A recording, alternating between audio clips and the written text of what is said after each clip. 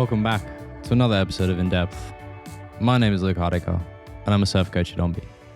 If you're new to Ombi, we take a look at surfing from the perspective of ocean, mind, body, and equipment. In this podcast, it's all about straight to the point tips, things that you can take away, implement into your surfing, or things that you can change the way you view your surfing. I missed last week's episode. I apologize for that. I was sick and had planned to rush it out, and it just felt wrong. And I didn't want everyone to sit around and listen to me nasaling through 20 to 30 minutes of surf coaching. So here we are, a week late, back with the ego episode. This is one that I get frustrated coaching people because generally there's an ego somewhere in there. And the people that don't have an ego, or the ego's been destroyed before they come to myself or Clay at Ombi, it's amazing because it's just like, cool, fresh slate, let's go. But sometimes the sessions have to be destroying the ego first to actually get somewhere. So to start this episode, I'm going to ask you a question. And I want you to think about this for quite a while. Maybe pause this, but do you think you have an ego? Do you know you have an ego? And if you do, how does it show up? So think about this one for quite a while. What is your ego? What's it connected to? What's it a response to? How does it show up? Any of this. Think about it for a little while. Pause the episode. And then when you've thought about it, come back and we'll get going. So if you paused it, we can now do the episode. Important to do that because that will change how you take this information in. But if you don't, it doesn't matter. It's not about whether or not you think you have an ego, because all of us do one way or another. I'm going to talk about that through this episode. So quite often you're going to hear us say that tension or stress is the killer of good style. Now, ego is the killer of your progression and being able to move forward. A lot of surfers have no idea that they've brought ego into their surfing, or that ego is one of the things that's holding them back from getting better. You're not aware of it till it's shown to you. So what the hell does this look like? And to be honest, it's very personal to you. And all of us have an ego in the surf one way or another. So I'm just going to try and help spotlight the common issues, where your ego may come into play and how it affects you. So you may sit there and initially think, nah, that ain't me, man. But you may hear some of these stories and think, ooh, I've done that before. And it's like, well, maybe that's your ego and you need to drop it and just own your shit. Own where you are and what's going on. It doesn't matter. The only person who knows is you. So there's 4 general ways your ego can show up. There's many more, but these are like the most common that I see. And most people aren't aware of this. And these can be seen as 1,000,001 excuses. Personally, my worst, my least favorite. Trying hard or trying to impress someone. So overcooking your turns. Think back to overthinking your surfing, anything else like that. Failure to admit where you actually are at.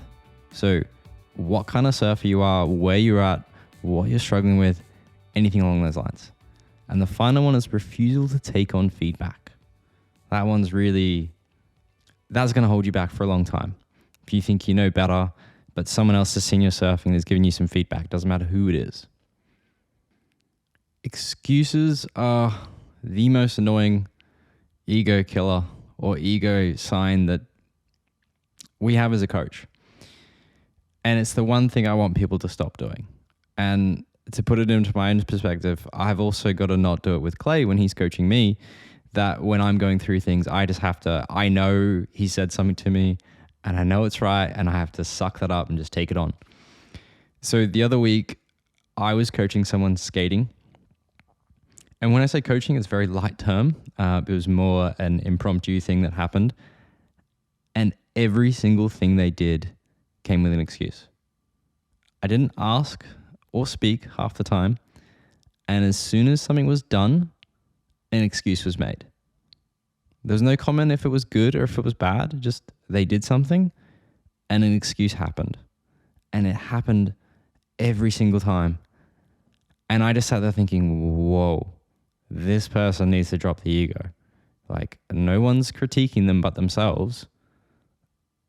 Let go of it. And so this is a complete waste of your time. If you're making all these excuses and you're trying to make yourself feel good, it's a complete waste of time. If you want to improve, you need to get over that hump of accepting where you're at and get on with it. The only person who cares is you, not the person watching that you're making the excuse to. Or maybe you've been at the beach and you've heard someone blame everything on their equipment. This board sucks, it can't get on rail, and it turns bad. Well, the newsflash for these kind of people is the board's just responding to you, and most modern surfboards are pretty good.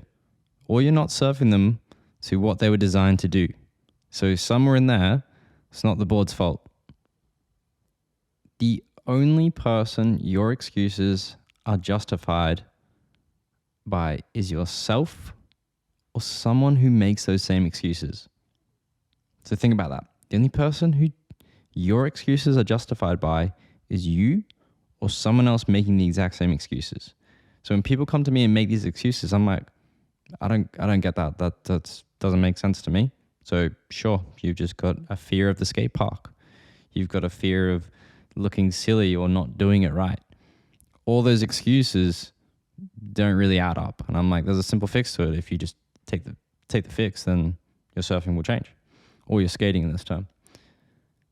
And it's a lot of people, it's the same with what they're saying in their surf skating for whatever reason. And a lot of these people say, I'm not going to do any surf skating. 95% of these people are just making excuses for fear, with a few people having a limitation or an issue where they shouldn't skate. So I have a mate who's had a head injury from windsurfing. He still skates. He just has to use a helmet. And if he doesn't have a helmet, he can't skate. And if he has a stack, he goes to hospital. It's not good for him. But a lot of people are like, I'm never going to surf skate. I just go, you have a fear of it. That's it. So the people who make these excuses, they're giving power to that fear, and they're never going to get past it. Skating isn't scary. What is scary is facing your fear of it and the anticipation of hurting yourself. That the event of what may happen is generally more scary than the actual thing happening. So face that, and skating becomes easy. And it becomes easy when you're relaxed. So for a lot of these people who are like, I can't do it and I refuse to do it, it's just like, face your fears. I get being human. I get work, falling over, hurting yourself. It impacts your family, jobs, everything else. But you can do it on the flats. There's so many ways to accommodate those fears and just get on with it and learn something that you can change your surfing and have more fun. So the other ego, I guess, identifier when someone's trying too hard or they're trying to impress someone, that one's really straightforward. And that can just be overcooking our turns, or when you go surf with a mate who's better than you and you want to try and not look stupid or like a kook or anything else, and we end up sucking because our ego's getting in the way and we're not just accepting where we are. That one's super simple. The one that really people struggle with is failing to accept where their surfing is actually at. So we all have a mate who over-evaluates their surfing. They go out and they think they rip. Or we have that mate who retells their surfing stories way more extreme than reality was. So I had this mate on a surf trip said, I was getting stand-up barrels down the beach. You guys should have all come down to the same bank. This comment got him nowhere, especially because the waves weren't even head high. Like, these were chest, shoulder high at best. And for someone to be like, yeah, I'm getting stand-up barrels, it was like, man, you are smoking some weird stuff and you've got an ego. It went very south for him for the rest of this trip that everyone ripped into him for that comment. It doesn't work out. So bringing this back, if you accept where your surfing is actually at, you can move forward. Hiding behind an ego, you'll be working on the wrong things to improve your surfing. You'll be training the wrong things and surfing the wrong waves. Think training a cutback when you can't do a bottom turn. So by accepting saying, hey, I'm actually more of a low intermediate, then it's like, what do I need to work on? How do I get better? How do I get up to where I want to be? This becomes easier. If we want to talk about ego and how this impacts your progression, I want to make this comment first that if you have an ego around your ability, surfing, skating, whatever it is, there's some form of ego in there, you're basically uncoachable. And the louder that ego is, the more uncoachable you are. If that ego is kind of thrown in the back of the room and forgotten about, it's very easy to coach someone and get them to make change. And it's not until that wall is brought down and the ego is lost that a coach can actually give you feedback that you're going to take on. This is usually where a coach will tell a student how to change their surfing or their skating, except the student makes no change, or they fight making the changes. It's not about bad advice or anything like that. It's about a product of that surfer overvaluing their surfing, their comfort zone, or hiding in their excuses. So when you're uncoachable because you've got an ego, you can't really improve. You're not willing to admit where you're at, what you should be working on, all these different things, and you're making excuses instead of just being like, I need to be better, I need to play with this and have fun. Because it's fun improving our surfing. That's the whole point of it. So having this ego is going to keep stopping you from moving forward. So you need to accept where you're at. Doesn't matter what skill level you're at. And if you accept where your surfing is at, you drop the ego, own where your surfing is actually at, you give yourself a baseline of where you are and what you need to do to improve. Isn't that what we all want if we're aiming to improve our surfing? Without knowing what you're doing wrong, accepting feedback, forgetting the excuses, how the hell do you expect to improve? Like, if you don't stay where you are, take on feedback, and don't give excuses, you're not going to improve. So if you accept where you're at, it's going to tell you what you should be training on, what you should do, so that if you can't do that cutback, how's your bottom turn? How's your basic understanding of the fundamentals? Do you know how that movement works and how to do it effectively? And if you want to break this ego, there's one easy way, and that's video analysis and creating a feedback loop. The video doesn't lie. When you're training or surfing, get footage of yourself and review it back all the time. You can't lie to yourself. If I coach you and you go, okay, you're doing this and it looks bad, so do this instead, you could respond with, nah, bugger off, mate. That ain't me. I'm not doing that. I don't look like this. I don't have poo man stance. If you have an ego, you're not going to take that advice on. If you have footage of yourself doing it, good luck trying to lie to yourself or deny what you see. Poo man stance is so obvious. And when you see it, you see it. So break out the video and film yourself. If you're skating, do it. If you can get someone to film your surfing, it's the quickest way just to be like, right, okay, I can't lie to myself. Got to take it on board and let's move forward. So this week's episode, I could sit here for a long time and harp on about 1,000,001 stories in different ways. But I wanted to keep it clear and concise because it's all about where your ego is at. And I have an ego, Clay has an ego, Anne has an ego. It's just how it shows and how willing we are to accept it so that we can keep progressing. Everyone has an ego in some way or some form. It's just how loud is it? And we need to quieten it. So the rest of this podcast, other than getting towards the end, I want to tell you a story about probably one of the worst times of a bad ego and someone that we've probably heard before at your own local break. And before I get into this story, I want you to think like, where is your ego at? And has this highlighted any parts where you think your ego may be coming in? Or do you need to just go off and have an ego check? Think about what you're doing, go film it, and come back and check where you're at. Some of these things may not be ego. It may just be being ignorant, being unaware that you're not kissing the knees, your stance looks awkward. So it's not about being harsh on yourself. It's just having a quick ego check. It's a super simple thing. That's all it is. So I want to tell you about this story where I remember surfing in Bantam, which is the south coast of Devon in the UK. is extremely memorable for me, but I couldn't tell you a thing about the surf that day. My surfing or anything else other than it was sunny and that there was an equipment expert out there making every excuse under the sun. And as I get into this story, I just want to quickly add in that this is not meant to be coming across as kook shaming or anything like that. This is trying to use a story that will create a very obvious, like, whoa, this guy's ego needs to be dropped. So this guy out of Bentham paddled out on a 6 foot something fish. It's a softboard thing. I have no idea what it was, but he had no idea what he was doing. He couldn't find the bus stop, couldn't catch waves. He tried to drop in on everyone and own the lineup, but was really just a menace. If he did catch a wave, he had wacky, waving, inflatable tube man style and control, wild movements, and nothing happening. But this is not what stood out. It's not his actual surfing. And this is what I mean. I'm not trying to kook shame. It's nothing about what he did.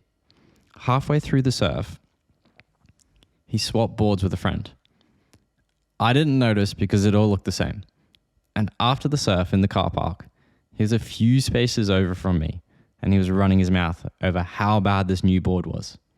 He was then highlighting how good his foamy was and how this feels and that. And it turns really well and the rails are blah, blah, blah. It just went on. This was like 20 to 30 minutes while we were getting changed and packing up. I can't tell you much about what he said, other than that he was blowing so much hot air out for so long, and all it said was he had no idea how his board actually works and what he was doing, and it just said so much about his surfing and his ego. So when he got a board that is designed to turn and do all the BS he was going on about, he couldn't do it. So he blamed the board. Oh, it's the board's fault. The board sucks. It doesn't move well. This guy had no idea how to read the ocean. He had no idea how to play in the ocean. He had no knowledge of how things worked, how to calm his mind, and how to move or move efficiently. Those are the things he needed to work on before we change our equipment. If we nailed his ocean, mind, and body for those conditions, he then would have had a great time when he changed his equipment with a slight adjustment to his ocean and mind and body, now being on a new equipment, because that will change how you respond. So instead of focusing on doing all these different things and doing what he should have been doing, he just blew hot air, blamed everything by himself, and showed how inflated his ego is. I guarantee that when he got home by himself, without his friend, he was not happy with that surf or himself. If he just owned his own shit and got on with it, he'd improve. Find the issues, figure out how to work on them, lower the expectations, and eventually he would find the fun he wants. When we lower this bridge down, we allow things to enter. Your ego is a barrier that's holding you back. The more no's we give and disagree on things, the more we are closing ourselves off to change. So hopefully through this story, we've either got someone that we know, or maybe that's been us. It doesn't matter. It's not about shaming anyone. It's using an example that's very blatantly obvious it's an ego. Now, if he's dealt with his ego, his surfing's going to improve because he can take on the feedback of what's actually wrong. But if he hasn't, his surfing's probably exactly where it was 2 years ago when I last saw him. So ask yourself if you have an ego. As I said, all of us do. It's just where it shows and how loud it is. Drop the excuses, accept what you can do and what you can't do, and use that to push yourself forward to where you want to be. Take on the feedback and video analysis. The camera never lies. And forget what anyone else thinks. Who cares? It's only about you. It's all about you having fun. Just don't be super hard on yourself for having an ego or for where your surfing's at. Play with it, have fun, and that's the whole spirit of this thing. How can we improve and enjoy the journey?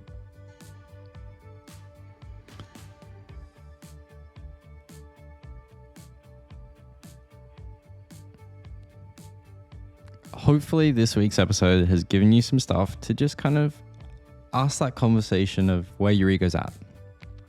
It's a very personal thing.